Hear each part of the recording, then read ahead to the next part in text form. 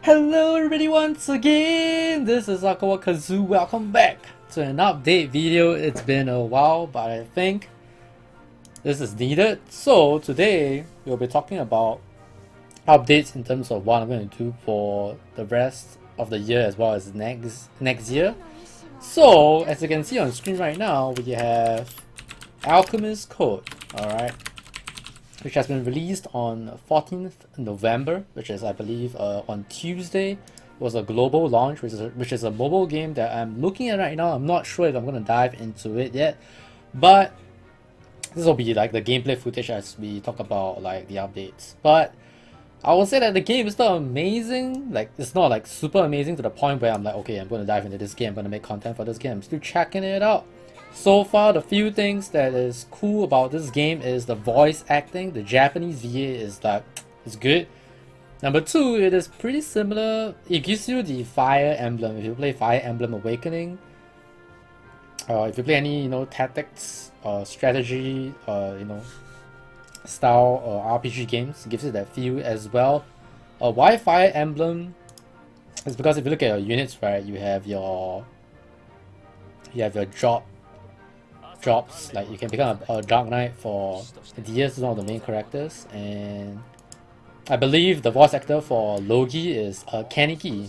Alright, if you watch Tokyo Ghoul, and you can see this is a soldier and then you can drop change to a Holy Knight. So that's what the game has going for it as well. If you played what was that game that we played last night? I forgot the name already, but I made some videos on it as well.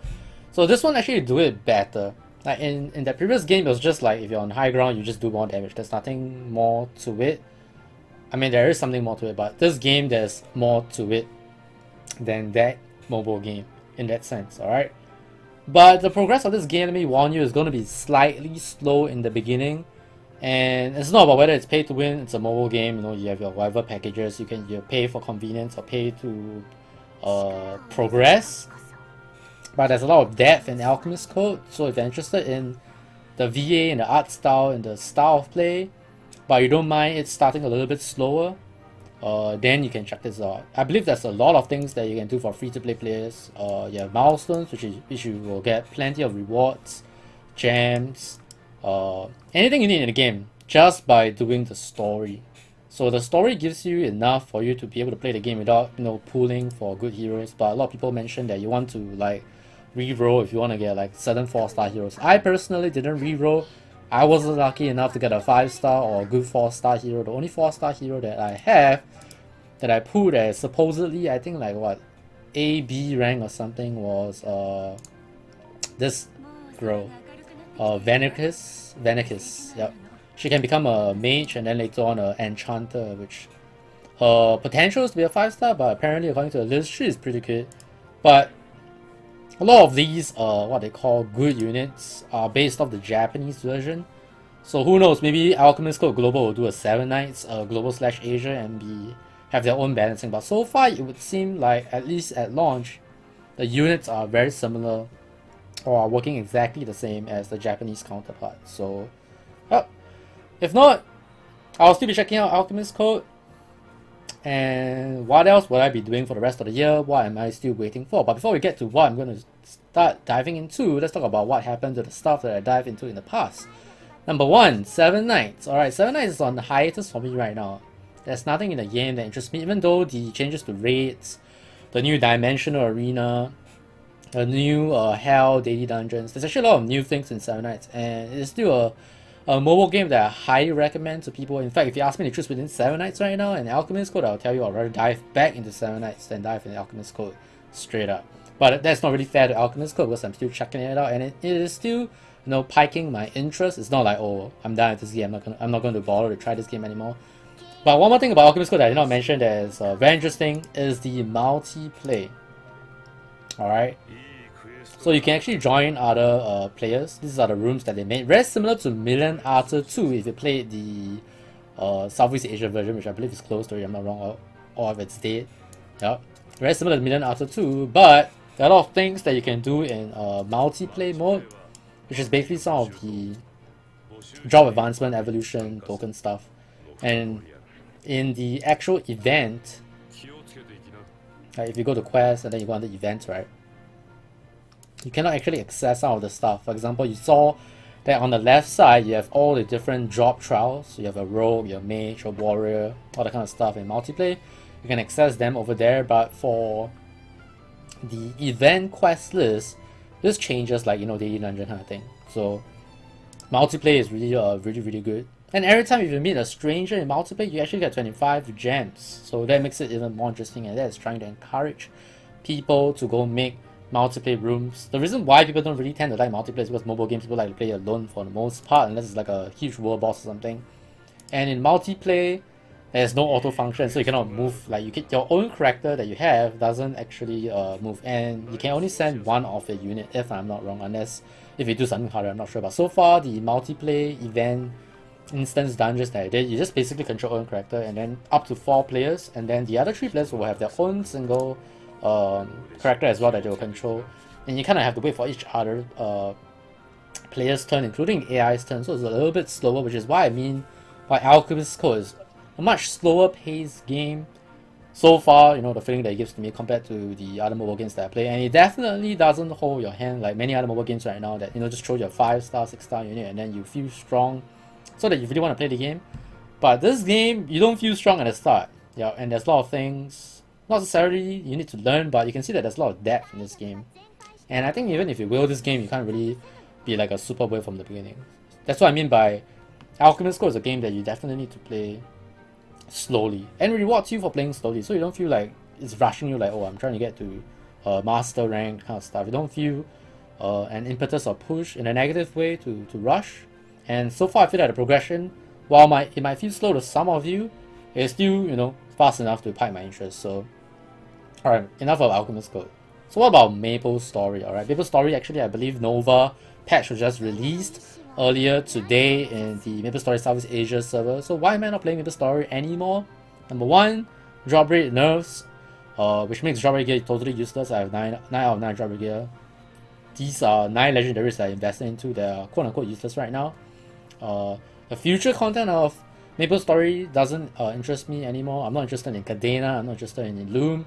And then unfortunately, because of the drop rate nerf, you can no longer farm the latest Arcana area symbols, which means I cannot farm Arcana symbols now. You get like 1 or 2 per hour, which is like pretty much the only thing that I can do in the game, aside from doing Lucid, which, you know, Alan told me he can carry me. So that is like, if you can carry me Lucid, you can carry me Lotus. So the bosses part doesn't attract me that much anymore. And while the Shadower buffs are great, the future Shadower skills or the future new 5th job skills are not, you know, incredibly interesting. So this is why I'm not diving into Maple Story anymore. And some of the things that the Southeast Asia publisher have done hasn't been very good overall, and it basically tells me that the longevity of the game is not something that I want to invest into, just like why I don't actually play Dragoness anymore. Because if as a streamer, as a YouTube content creator, Maple Story or Dragoness or Seven Knights, in my opinion, it's not competitive enough, it's not interesting enough to be able to make a living by doing those 3 separate games or even together, which is why I'm not going to make the same mistake that I had with Dragoness. And because the more time you spend into investing into a particular game, the harder it is for you to get out, and the less opportunity you have. Alright, so what's the future things that I'm looking at right now that's not Alchemist Code? Alright, I'm looking at Black Desert Online Southeast Asia. Alright, that's the first thing and the closest thing that is probably going to be hitting the channel once it's up. I'm going to be getting, alright, so that about Black Desert Online, right? We'll be talking about this. So just my recommendation on which package you should actually buy. It's not free to play, by the way, it's buy to play for Black Desert Online Southeast Asia. And it's definitely something that I think a lot of Southeast Asia people have been waiting for the game to come out. And it's not too late. It's not like Blade and Soul, where, you know, the Thailand Southeast Asia servers came out like 1 year after, or close to 1 year after the NA/EU servers are out. So Black Desert Online Southeast Asia, while it is still like almost close to a year, is it close to a year? I don't know. Compared to the NA/EU version, I still feel that the hype and the attention of Black Desert is still there. A lot of people still want to play the game. Graphically, it's still an amazing looking game. So if you're interested in Black Desert Online, I'm interested in Black Desert Online Southeast Asia. The package that my friend Sanny Rain, who played the Korean version, if I'm not wrong, or the NA version, I can't remember. But he has basically played Black Desert Online. He told me that in the NA EU version, the most expensive package, actually gives two, what they call the value pack. So this value pack 30 days, right? They actually give two, if I'm not wrong, in the NA EU version when if it was buy to play for them. But for us, the most expensive package is only one value pack, and he mentioned that the value pack is the most value because it's called value pack, right? So he told me that unless there's two, it's not worth getting the legendary package. He mentioned that it's 7 days to play before open beta, not really that worth it. So he actually recommended me to buy the Prime package, which is what I'm gonna buy. And the other reason why I want the Prime package is because look at the white cat. I mean, my Twitch channel emotes are based off a cat, right? Look at that cat. That white cat is so good. You can choose one pet. It is not like it's a random pet. So I'm glad that they allow us to choose. I'm definitely going to be choosing that white cat. And yeah, we're getting the Prime package, and I highly recommend people to buy the Prime package instead of the legendary package if you know you don't have as much money at your disposal and you're wondering which package is the most worthwhile. I would say that the 1000 A coin package would be better, unless they change this to 2 value pack. Then yeah, if not, go for the Prime package. So that's Black Desert. That's one game that I'm looking into to coming out by the end of this year. I think closed beta is 22nd November. Hopefully mid-December. I don't know. I really don't know how fast they'll actually take to come out. Alright, let's show some gameplay while we're talking about other stuff. So another game that I've been checking out is Battlerite. It is actually a game that is in early access, that I believe it's out of early access now, and I believe it is free to play now. Yeah, but if you previously bought the game, you have all the champions in the game unlocked. If you are playing the game for the first time free to play, then you will need to play the game. There's no pay to win in the game. It's actually a very interesting game. I call it Heroes of the Storm and Overwatch put together, and then you remove all the minions and whatever in Heroes of the Storm. It's basically a brawler. That means you have your own champion versus another champion. There's 2 versus 2s and there's 3 versus 3s, and then there's a ranked version of the game, and it is very skill based for the most part. That is. Okay, this is actually the first time I'm doing this. I actually don't know if I can do this. It looks like I might not be able to do this. Okay, I'm gonna get destroyed here. That's what I mean by the game. Okay, never mind. I brought a friend that can destroy for me, I guess. But yeah, this is basically your SRPG, strategy role-playing game, and okay, I just lost my healer. Oh, I think I'm gonna get destroyed. Yep, I got destroyed. This is actually the intermediate version of the Rogue Trial. And intermediate, I believe maybe you need to be level 30. Yep, I brought a level 40 friend, right? She's a 5-star hero, by the way. So she's doing a lot of damage, but she's dying. And I don't think she'll be able to survive the next attack. Oh, how did she even take so much damage, seriously? Oh, she's dead. The animations are quite nice. But you can see the graphics wise, it's not like, you know, it doesn't blow out. I mean, the graphics is not like super nice. But I guess it's a mobile game, maybe they take into consideration performance and stuff, but overall, it doesn't look like terrible, but it's not like super good as well. But apparently there's going to be like a lot of super nice looking skills. Friends who played the Japanese version told me that there are some badass looking skills later on. The guy with the red hair is actually my main, like, the protagonist. Yep. In any case, so Black Desert Online is something that I'm looking forward to. I've been playing a lot of Battlerite, and the most important game that I'm looking forward to next year, hopefully the PC release will not be too far off the PS4 release. Yes. I'm actually recording this video at 5:30 AM. I have not slept yet, so don't mind me. Oh yeah, Monster Hunter World, for those who have no idea what I'm talking about. Okay, we're getting destroyed here. So Monster Hunter World is coming out next year, I believe January 27th or 25th or something on the PS4. And my friends and I are hoping that it's going to be released for the PC, hopefully 1 month later. Hopefully. Yeah, let me show you guys some of the VA. I guess we can do this story. Okay, let's bring in a mercenary, or you can bring a friend that's strong. Alright, hope Miku is strong enough for this. So Monster Hunter World is the game that I'm really looking forward to. I've played Monster Hunter Generations. I mean, okay, this is not like the full VA. In the beginning it's really good, like this is a mobile game. Like I remember giving a pass, but you don't pay to play the game anyway. So the initial, you know, like how mobile games, their intro is always very strong. But this is a very good Japanese voice acting overall. If you love anime, you're gonna love this game's VA. It's not like, you know, you play some games that have VA and it's like quite bad. This one is definitely, you know, this AAA, the way to put it. But in the beginning, you'll definitely see that it's good. So usually the main characters have some like, you know, they have their huzzah, which is like them powering up.